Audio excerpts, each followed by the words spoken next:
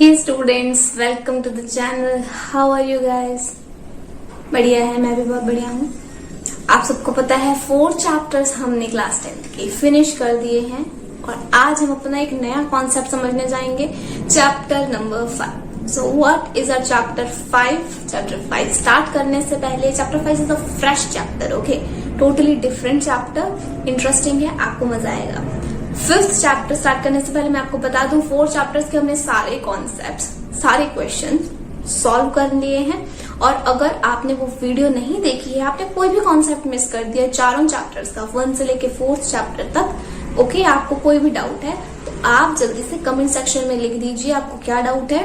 Video नहीं देखी तो वीडियो देख लीजिए, मैंने चारों प्लेलिस्ट डिस्क्रिप्शन में डाल दी है। आज स्टार्ट करेंगे 5th chapter. So what is 5th chapter? 5th chapter है हमारा arithmetic progression. So what is arithmetic progression? इसको हम छोटे में बोलते हैं, शॉर्ट फॉर्म में बोलते हैं इसको एपी, ओके। सो हमारा एपी चैप्टर स्टार्ट हो चुका है। एपी का what is AP? AP is arithmetic progression. अब एक बात बताओ, अगर मैं आपको कहूं 1 + 2 + 3 + 4 + 5, तो मैं बोल रही हूँ आपको 1 2 3 4 5, मैं एक सीरीज बोल रही हूँ ना आपको। क्या इस सीरीज में कोई पैटर्न दिख रहा है आपको? 1 2 3 4 5 6, अगर मैं बोलूं आगे आप बोलो क्या बोलने वाली हूँ, तो आप बोलोगे 7 8 9। कैसे पता चला आपको? आपने देखा कि जो मैंने नंबर्स बोले उसमें एक पैटर्न फॉर्म हो रहा है। क्या पैटर्न फॉर्म हो रहा है? मैं जस्ट नेक्स्ट नंबर बोल रही हूँ, है ना। हर नंबर में मैं 1 प्लस कर रही हूँ तब बोल रही हूँ 1 2 3 4 5, राइट।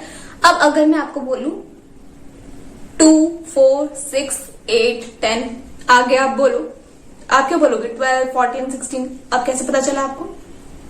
अगेन आपको पैटर्न दिख रहा है। क्या पैटर्न दिख रहा है? आपको ये दिख रहा है कि मैंने हर नंबर में 2 प्लस करा है। मैं आपको कहूं 3 5 7 9 11, आगे आप बताओ। तो आपको इसमें भी एक पैटर्न दिख गया। क्या पैटर्न दिख गया?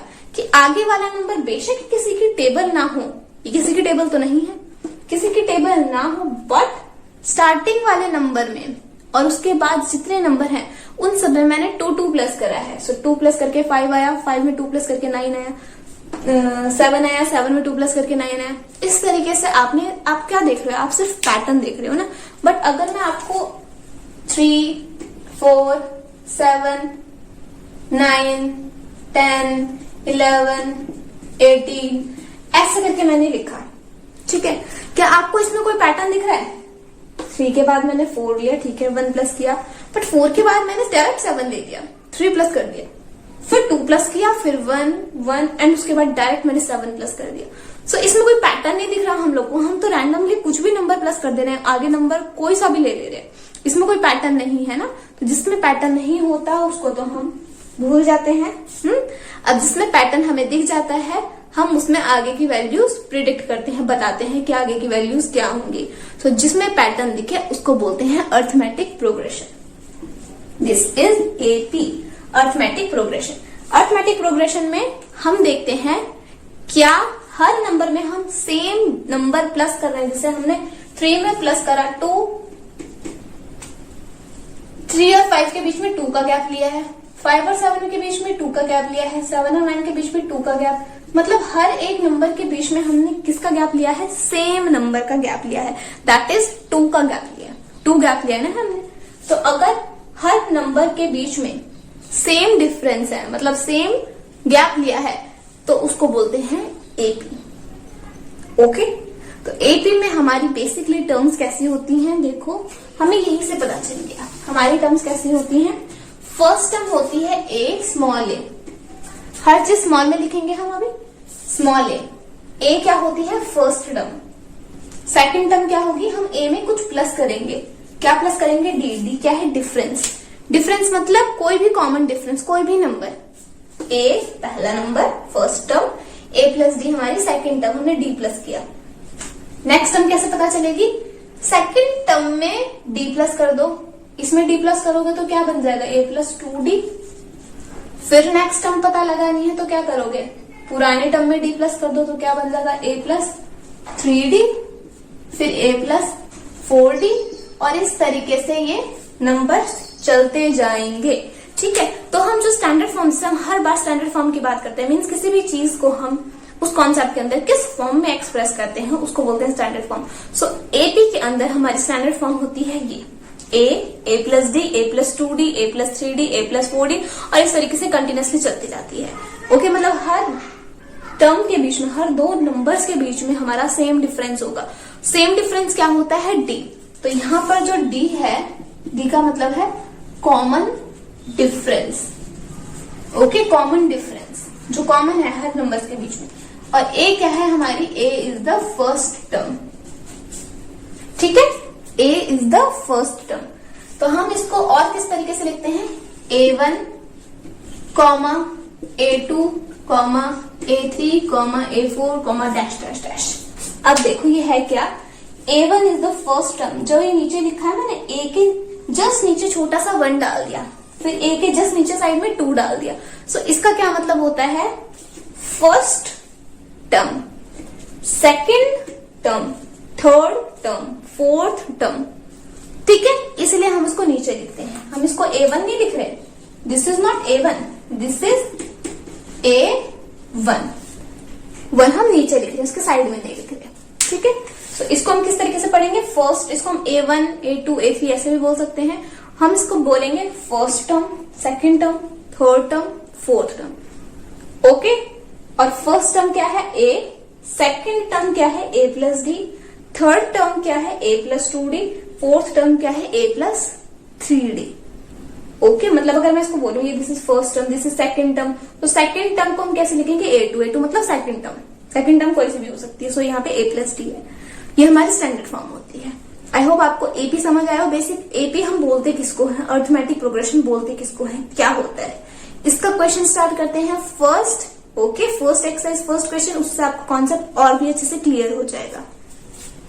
सो आप निकाल लो 5.1 एक्सरसाइज। 5.1 एक्सरसाइज में हम देखने अपना फर्स्ट क्वेश्चन। फर्स्ट क्वेश्चन में आपको दे रखी है काफी सारे स्टेटमेंट्स और आपको बोला है बताओ क्या ये एपी में है तो क्यों नहीं है, तो क्यों नहीं है। सो पढ़ते हैं। First part is taxi fare after each kilometer when fare is 15 for the first kilometer and 8 for each additional kilometer। मतलब फर्स्ट किलोमीटर के लिए वो कितने रुपए ले रहा है, कितने पैसे, कितने रुपए चार्ज कर रहा है? 15 रुपीज। सो फर्स्ट किलोमीटर के लिए 15 रुपीज, और उसके बाद जितने भी किलोमीटर होंगे उसके लिए 8 rupees for each additional kilometre. मतलब हर किलोमीटर में कितना सेम रुपया चार्ज कर रहा है वो? 8, डिफरेंस सेम है ना। देखो, फर्स्ट किलोमीटर में 15 रुपीज चार्ज किया, सेकंड में कितना चार्ज करेगा वो? मतलब अगर कोई इंसान, कोई ह्यूमन 1 किलोमीटर जा रहा है तो उसको 15 रुपीज पे करने पड़ेंगे। अगर वो 2 किलोमीटर जा रहा है तो उसको 15 प्लस 8 रुपीज पे करने पड़ेंगे, है ना। फर्स्ट किलोमीटर का इतना, सेकंड किलोमीटर का 8 रुपीज। अब अगर वो 3 किलोमीटर जा रहा है सो 15 प्लस 8 प्लस 8, फर्स्ट किलोमीटर का, सेकंड किलोमीटर का और थर्ड किलोमीटर, है ना। तो हम इसमें क्या देख सकते हैं? देखो, ए हमारी 15 हो जाएगी, फर्स्ट टर्म इज 15, और हमारा हर जैसे जैसे डिस्टेंस बढ़ रहा है हर उसमें हमारा 8 प्लस होता जा रहा है एक और। तो कॉमन डिफरेंस क्या है हमारा? 8। सो कॉमन डिफरेंस हमारा सेम है, दैट इज 8। इसका मतलब ये हमारी एपी में है statement. Okay, so this statement is in AP where first term is 15 and common difference that is D is 8. Okay, second part पढ़ते हैं हम अपना। Amount of air present in a cylinder when a vacuum pump removes 1/4 of the air remaining in the cylinder at a time। मतलब एक pump है, vacuum pump. Suppose vacuum pump है, उसमें air है 1 एयर है। 1 मतलब 1 इज द क्वांटिटी, उसमें कितनी क्वांटिटी है एयर की? 1 है। अब हर बार जैसे वो पंप करता है तो उसमें 1/4 एयर निकल जाती है, ठीक है। और दोबारा पंप करता है तो बाकी की भी फिर 1/4 एयर निकल जाती है। ये एपी में होगा या नहीं बताओ? कंफ्यूज, कुछ बोल रहे हैं, कुछ बोल रहे नहीं है, कैसे पता चलेगा? देखो, सिलेंडर है, सिलेंडर में टोटल एयर है 1, टोटल एयर 1 है। तो अगर उसने पहले क्या करा, एयर उसने ये रिमूव करी है और ये रिमेनिंग एयर। पहले उसने 1/4 एयर मतलब इसका 1/4 1/4 एयर रिमूव कर दी, निकाल दी पंप से। 1/4 निकल गई तो बाकी कितनी बची? 1 - 1/4 है ना, 1 में से 1/4 एयर निकल गई तो कितनी बची? 3/4। अब इसको एलसीएम लेके सॉल्व करोगे तो 3/4 आएगा। ठीक है, अब देखो, अब नेक्स्ट टाइम जब वो पंप करेगा तो जितनी एयर बची है उसका 1/4 निकल जाएगा। मीन्स अभी एयर बच गई नेक्स्ट में 3/4, तो 3/4 एयर में दोबारा वो पंप करेगा। सो 3/4 का 1/4 एयर पोर्शन निकल जाएगा। 3/4 मल्टीप्लाई 1/4 इतना पोर्शन इसका निकल जाएगा। तो ये क्या बन गया? 3/16 बन गया। अब क्या करोगे? जो पुरानी एयर थी, ओरिजिनल एयर, उसमें से माइनस कर दोगे जितनी निकल गई, तो ये कितना आएगा? इसमें भी एलसीएम लोगे तो 16 आएगा। ऊपर भी 4 से मल्टीप्लाई, नीचे भी, तो 4 3 12, 12 - 3 9। सो 9/16 आपका आंसर आ गया।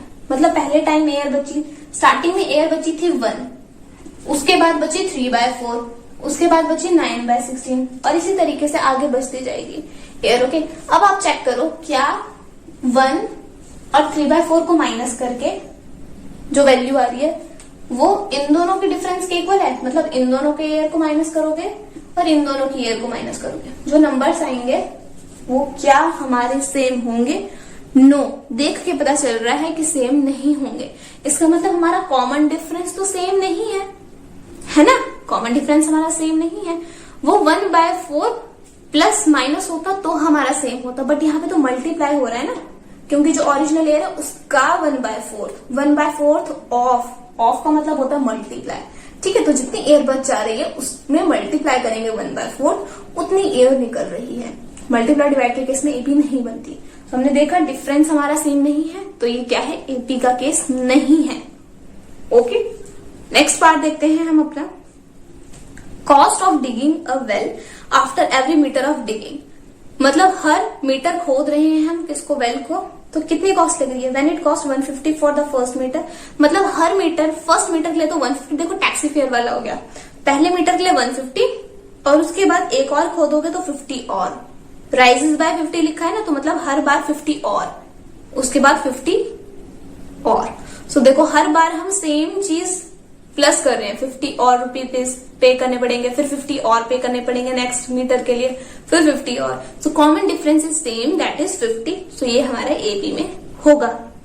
फोर्थ पार्ट देखो, amount of money in account every year. कितना है? स्टार्टिंग में तो 10,000 है, 10,000 is deposited. Compound interest eight 8%। Compound interest आपको पता है क्या होता है? कंपाउंड इंटरेस्ट में भी हम मल्टीप्लाई करते हैं। इसको देखते हैं, देखो 10,000 उसका है स्टार्टिंग में, तो स्टार्टिंग में उसने कितना है, कितना ले रखा है? 10,000। स्टार्टिंग में 10,000 है। अब 8% पर एनम, मतलब हर साल 8% उसका इंटरेस्ट उस पर और हो जा रहा है। पहले साल फर्स्ट ईयर उसका कितना इंटरेस्ट बनेगा? 10,000 में 8% मल्टीप्लाई करो 800। सो टोटल पैसे उसके हो गए 10,800। ठीक है, आपको पता है हर बार हम क्या करेंगे? कंपाउंड इंटरेस्ट में जो टोटल अमाउंट होता है उस पर इंटरेस्ट चार्ज होता है। तो सेकंड ईयर 10,800 पे इंटरेस्ट चार्ज होगा। कितना चार्ज होगा? 8%। सो 8% इसको करोगे 864, तो कितना हो गया? इसमें प्लस कर दोगे 864 तो कितना आएगा? 11,664। ज्यादा निकालने की जरूरत नहीं है, 3 तक आपने निकाले तो आपको पता चल जाएगा। देखो फर्स्ट और सेकंड ईयर में जितना अमाउंट था माइनस कर दो, सेकंड और थर्ड में जितना था उसको माइनस कर दो। माइनस करने के बाद चेक करो क्या दोनों का डिफरेंस सेम है, क्या जो दोनों वैल्यूज हम निकाल रहे हैं वो सेम है। आप देखो इसको माइनस करोगे तो 800 आएगा और दूसरे डिफरेंस को माइनस करोगे तो आपका 800 नहीं, देखो यहाँ 4 हो गया, बड़ी वैल्यू आएगी। बड़ी वैल्यू आएगी, इट मीन्स हमारा कॉमन डिफरेंस सेम नहीं है। कॉमन डिफरेंस सेम नहीं है तो ये इक्वेशन, ये जो पूरी इसने सिचुएशन बोली है वो हमारी एपी के अंदर नहीं बनेगी। This is not in AP. ये जानना बहुत जरूरी है, ये समझना बहुत जरूरी है क्या कि एपी में कौन सी चीज आती है, कौन सी इंक्लूड होती है और कौन सी इंक्लूड नहीं होती। क्योंकि अगर आप यही बता नहीं पाओगे कि एपी ये इसमें है भी एप्लीकेबल या नहीं, तो आप सॉल्व कैसे करोगे। पता चला वो एप्लीकेबल ही नहीं है एपी में और आप एपी के फॉर्मूलेस डाल रहे हो उसमें। तो आपको ये पहले कॉन्सेप्ट क्लियर होना चाहिए कि एपी बोलते किसको है, कौन सी सिचुएशन एपी के अंडर आती है। ओके, अगर आपको कोई भी डाउट है इसमें कि कौन सी सिचुएशन एपी के अंडर आई, कैसे आई या फिर नहीं आई, तो उसको कमेंट सेक्शन में जरूर लिखो। ओके, मैं आपका डाउट क्लियर करूंगी बिकॉज दिस इज इम्पोर्टेंट। सो हमने अपना फर्स्ट क्वेश्चन फिनिश कर लिया है। सेकंड क्वेश्चन देखते हैं। Write first 4 terms of AP when the first term A and common difference are given below. First term दे रखी है, कॉमन डिफरेंस दे रखी है और एपी बनानी है हमें 4 टर्म्स तक, मतलब सिर्फ 4 टर्म्स लिखनी है। सो क्या है फर्स्ट पार्ट, देखो मैं आपको इसके 3 पार्ट करा देती हूँ, फर्स्ट, फोर्थ एंड फिफ्थ, बाकी आप खुद कर लेना। First is a equal 10, D equal 10। So A equal 10, D equal 10। First term क्या होती है हमारी, फर्स्ट टर्म 10 है। A2 मतलब सेकंड टर्म हमारी क्या होती है, A प्लस डी। तो क्या हो जाएगा 10 प्लस 10, क्योंकि डी की वैल्यू भी 10 है तो कितना आ गया 20। देन आपकी थर्ड टर्म क्या होगी, A प्लस 2D, हमने लिखा था ना स्टार्टिंग में, A plus 2D A plus 2 into D की वैल्यू कितना हो गया 30। फोर्थ टर्म क्या हो जाएगा, A plus 3D that is 10 plus 3D 40। तो देखो आपकी एपी क्या बन जाएगी 10, 20, 30, 40। सो what is this, this is your AP. So AP arrow डाल के लिखोगे क्या है एपी 10, 20, 30, 40। इस तरीके से आगे चलती जाती, बट हमें सिर्फ 4 टर्म्स पूछी थी उसने, सो हमने इसमें लिख दिया सिर्फ 4 टर्म्स, आगे डैश डैश डैश, मतलब ऐसे कंटिन्यू होगा। ओके, नोट डाउन कर लो इसको। फिर नेक्स्ट पार्ट करते हैं। हम देखते हैं अपना फोर्थ पार्ट। a -1 है, d 1/2 है। a -1 है, d 1/2 है। सो फर्स्ट टर्म तो -1 ही रहेगी, a is the first term. a2 होता है a प्लस डी, तो a प्लस डी क्या है 1/2। आप इसमें एलसीएम लोगे, 2 1 जा 2, से आ जाएगा -2 + 1 दैट इज -1/2। ठीक है, नेक्स्ट क्या होता है आपका a plus 2d। So a plus 2 into D की वैल्यू, यहाँ पे 2 से 2 कैंसिल हो जाएगा, -1 + 1 कैंसिल होके 0। a plus 3d, so a plus 3 into D करोगे -1 + 3/2, कुछ नहीं है तो 1, ऐसे हम लोगे 2 1 जा 2, ऊपर 2 आ जाएगा, -2 + 3 होता है 1, 1/2। ठीक है, आप इसको फ्रैक्शन को सॉल्व करना, आपका यही आएगा। एपी क्या बन गई हमारी -1, -1/2, 0, 1/2। ये हमारी एपी बन गई। इसको भी नोट डाउन कर लो आप जल्दी से। इसी क्वेश्चन का लास्ट पार्ट देख लेते हैं। a equal -1.25। देखो सेम ही है, बस पॉइंट में आ गया तो मैं आपको करा रही हूँ। सो what is this -1.25, d is -0.25। So first term हमारी सेम रहेगी, a1 सेम है। a2 देखोगे, a2 क्या होता है a1 a प्लस डी कितना है -0.25।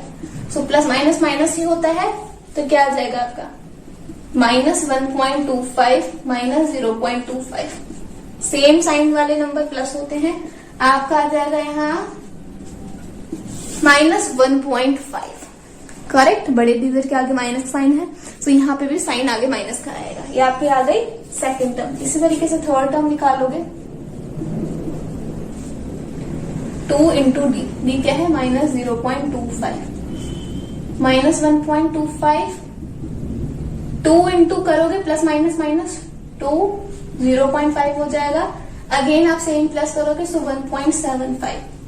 Next a plus 3d। सो इसी तरीके से ना आप वैल्यूज डालना, आपका आंसर आ जाएगा 0.75 हो जाएगा, 2.0। ठीक है, सो आपकी एपी क्या बन जाएगी -1.25, -1.5, -1.75, -2.00।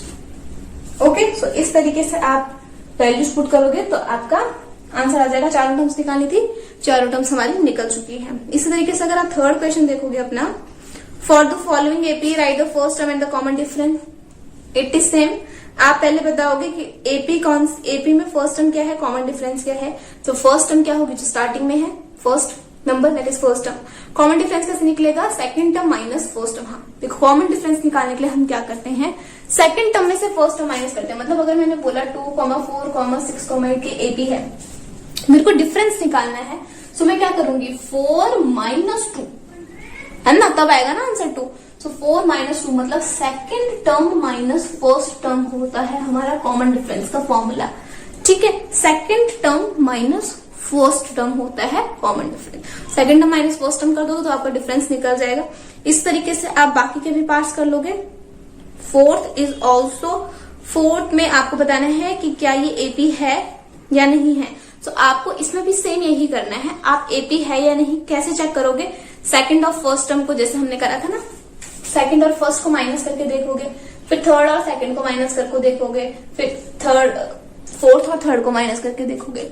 ज्यादा माइनस नहीं करने, बट 3 बार आपको माइनस करना होगा। 3 बार माइनस करोगे और आपकी सेम वैल्यू आ रही होगी, तो आपकी वैल्यूज एपी में है। सेम नहीं आ रही, कोई भी एक अलग आ गई तो एपी में नहीं है। सो हमारी फर्स्ट एक्सरसाइज कंप्लीट हो चुकी है 5.1। 5.1 में अगर आपको किसी भी क्वेश्चन में कोई भी डाउट होगा तो आप मुझसे नीचे कमेंट सेक्शन में पूछ लेना। ओके, नेक्स्ट वीडियो में हम नेक्स्ट एक्सरसाइज अपनी स्टार्ट करेंगे। Okay, so like the video. अगर आपको सब कुछ समझ में आ गया है, कोई डाउट है तो कमेंट सेक्शन में लिखो। Subscribe and share among your friends. Bye, take care.